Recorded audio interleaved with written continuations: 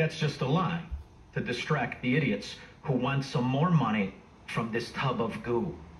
Because they know if they support him, there will be contracts. There will be money. They are stepping and they are fetching, even though everyone in that room knows the money was stolen by other Democrats.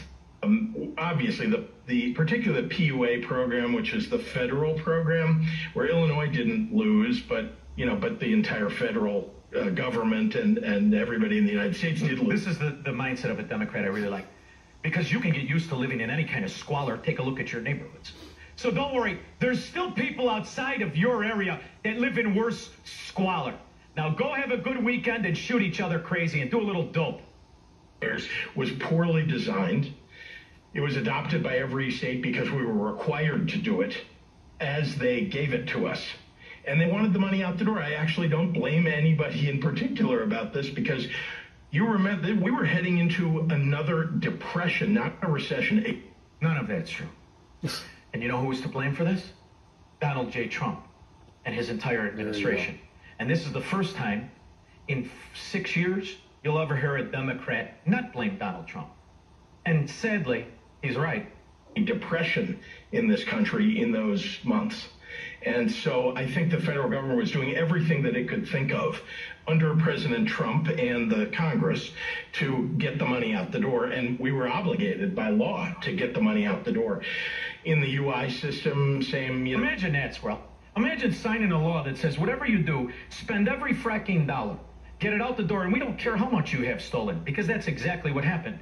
And it's a payday for the most corrupt among us. You know, the Pritzkers and the Democrats out there.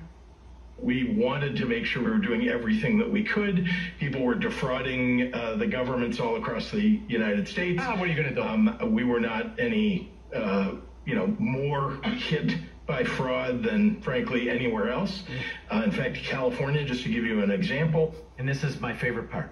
Compare yourself to a ghetto. That was arguably the most beautiful state, the most productive state in the country.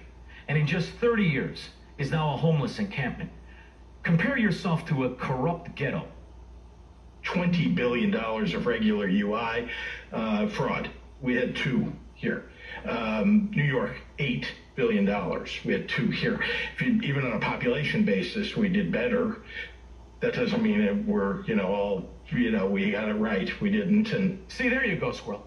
So if you want to look skinny, Fatso, just hang around with fatter people. Don't worry about it. You can lower your standards to adopt the mindset of a Democrat.